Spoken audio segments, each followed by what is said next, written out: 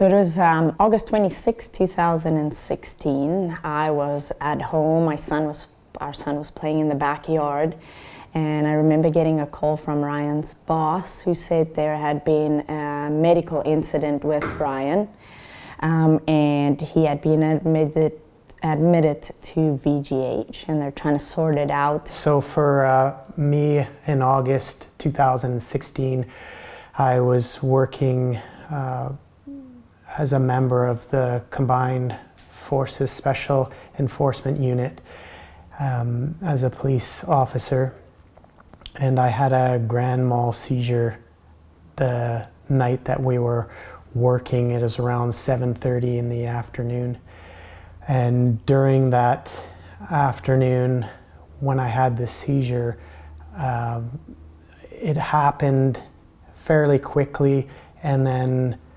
within a few minutes or less, I was off to VGH. We were working that night in Vancouver, and about 10 minutes had gone by before I knew what had happened with me. And that's when I woke up about 10 minutes after the seizure. It took quite a bit of time, and then I met with my wife and my son and the doctors, and that's when I was told that I had a brain surgery, right? A brain tumor? Brain tumor. And from there I got my brain surgery done within about 7 days. Since we received Ryan's diagnosis, which is glioblastoma multiforme, it's the same cancer that Gord Downey actually had, as well as I think Senator McCain in the States. Ryan's received, he's now had 2 brain surgeries, I think we're up to 61 doses of chemotherapy. He's received the maximum amount of radiation that you could in a lifetime. And he's also on a IV medication which is designed to slow the growth or the blood flow, to a tumor. We have had a genome map done of Ryan's cancer. What that is somebody who's very smart sits down and maps out Ryan's tumor and how it mutates and all the enzymes in there, and puts together what they call a genome map that shows how the characteristics, if you will, of his cancer. All those characteristics that have come out of that genome map match what they are looking for at a study in Arizona, the study that we happen to find. You can only qualify for that study if your cancer has certain characteristics, all of which he has. So in essence, he's a puzzle piece for them. They have a treatment, and their treatment specifically involves combination therapy of 2 drugs that have been approved for breast cancer. A cocktail of that is what they give to people with glioblastoma. So they have the one side of the puzzle, we have the other. And the problem is, this study also involves another brain surgery and several MRI scans. That's the only way they can tell what's going on in there. And that stuff is all billed to insurance, which for us is the medical services plan.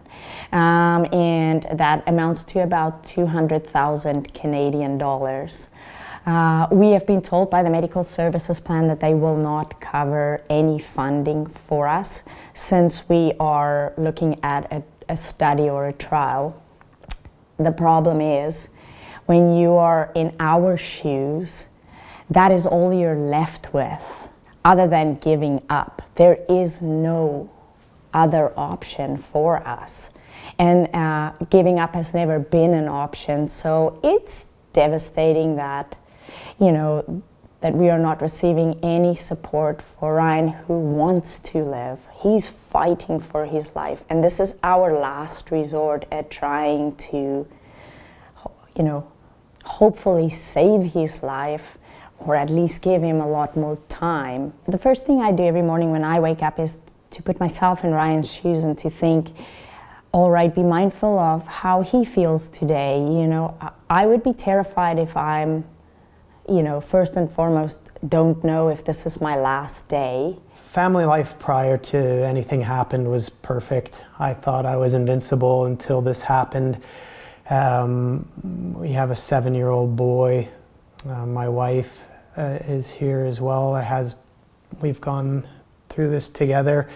Everything was great until this happened, and everything's now just wrecked everything in regards to what's happening. Like I say to you about my language barrier, my right eye, like we never had that prior, so I could, you know, fight through some of the stuff. But now as we do more and more chemotherapy and treatments, it's getting worse and worse for me. For me, just having the people that have helped and been around to help me is probably the best thing. Having my family around and friends that have been around, that's the main thing for me, because not knowing every day things can change, and just being people that support us, that's kind of the best thing for me.